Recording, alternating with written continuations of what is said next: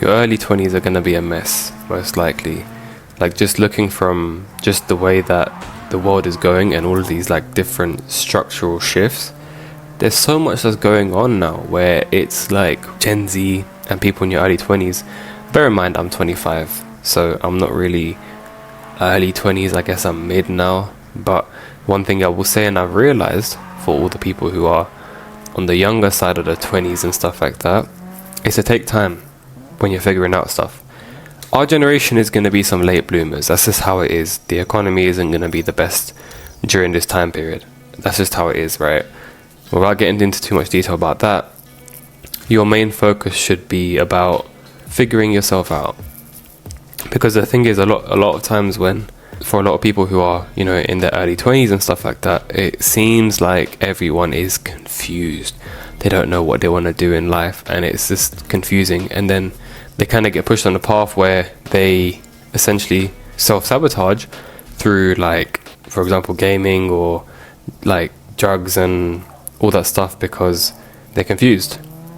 And then they end up getting stuck in a job, and then it's like they don't really pursue what it is they truly want to do. And the thing is with your early 20s is, I'll say, is to be very, very patient with yourself. When I say patient, as in don't try to put a big load on yourself. Pause. But in this sense, there's no rush, right? Everyone who I speak to who's older, they all say the same thing.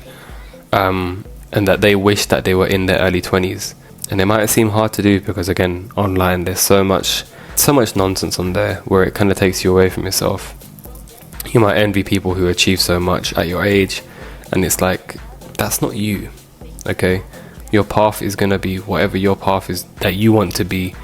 And the key to kind of get what it is that you truly want to is to try to be as authentic as you can. And how do you figure out how to be more authentic? Essentially, you just try more and more things. As many things as you can. Whatever it is that you find fun, try it. Whether it's an online business you want to start, whether it's a sport you want to try, whether it's, if you've got the capacity and the opportunities to do so, do it. Because, you know, when you hit like 30 and even your later 20s, there's going to be more pressure. There shouldn't be as much pressure that you're facing now. And it's harder as you get older, but this is a time period where you kind of got to start to really figure yourself out, really make the most of your age. That doesn't mean you have to go and, you know, go to a bunch of parties and be unhealthy and stuff like that, but it's more so finding yourself out. You know, you're in the time period where probably you've most likely come out of school, college, university, and because you're in the real world now, nobody's prepared you for it. So spend this time preparing for it, learning things, trying things, and just within time, you'll start to grow so many different skill sets and so many different like things you realize about yourself. There's no one set plan or path for you. Sometimes it can be multiple. Sometimes you might want to try something and then later on in life you want to try a different thing and a different thing. A lot of people, they seem to think it's only one lane only. But no, open yourself to more. Open yourself to the existence of different ideas and different things to do.